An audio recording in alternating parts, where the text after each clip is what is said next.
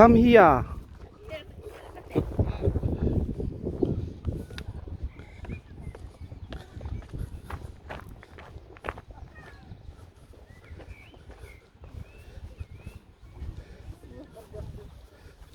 Walk of Fame.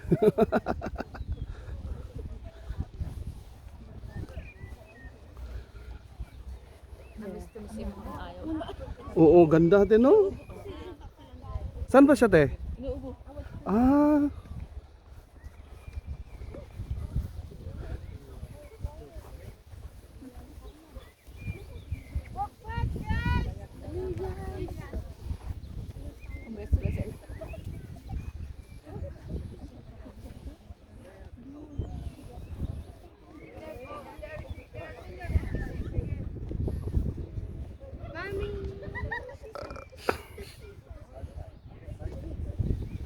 So we're right in the heart of the domestic buildings here. The monks here were Benedictines, and we know that there were between 50 and 80 monks living and working here at Glastonbury Abbey, and they would be supported, looked after by over 100 servants. So it was quite a big community, and the rules of the Benedictines actually set out what buildings should be here and how they'll be laid out in a plan on the ground. And the idea was that one monastery would look very much the same as another. Now, right at the heart of life would have been the cloister, and the cloister had a garden in the middle. That garden was a quadrangle, and can you imagine covered walkways all the way around the quadrangle? And then the buildings tended to be constructed straight off the cloister. So over here in the east we had the chapter house, and the chapter house was a meeting house where all the monks would gather every morning to discuss the business of the day, and they might discuss what might be going to affect the monks as a community. They would deal with disciplinary matters, they might receive visitors and even petitions from the public.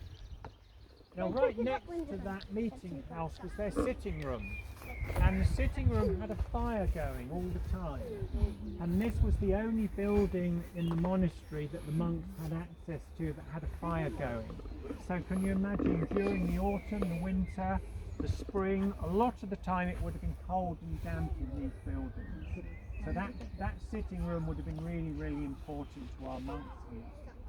And then over in this area was a very long building, 2 stories high, and the monks' dormitory was on the first floor. So this will be where they'd sleep. One long room, beds down either side, most of the monks sleeping in that one room. And then at the very far end, the toilet block. And so the toilet block was right out the way at the back of the buildings, and it was also close to the monks' dormitory. So it was all quite well thought out.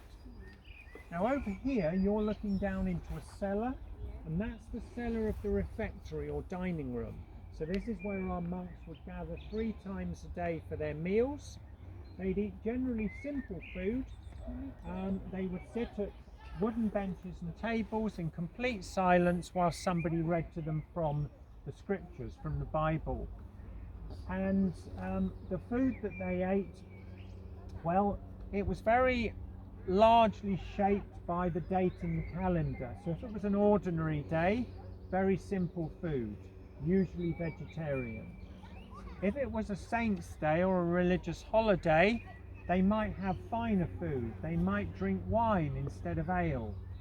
They might have meat on the table. So this is how the monks' sort of daily lives would have revolved around what significance the day in the calendar really had. Each monk was entitled to a pound of the best quality bread a day and 8 pints of ale. Now the ale they drank was very weak, and the process of brewing it killed off all the bacteria in the water. So what it was really about was finding something safe to drink. It wasn't so much about drinking beer for the sake of it, it was drinking something that was safe to drink. But it was quite a pleasant drink. I've actually tried this weak beer. It was called small beer, and it's actually really pleasant. So we know they grew a lot of their own food here. They had 2 different vegetable gardens. They had a herb garden and a flower garden. In addition to that, a large orchard with apples and pears, and also a vineyard. They even made a small amount of their own wine here. Anything they didn't grow, they could get from the farms and estates that they owned. So all around this area would have been extensive farms and estates owned by the Abbey, and they would have been able to get extra food that they needed from these estates.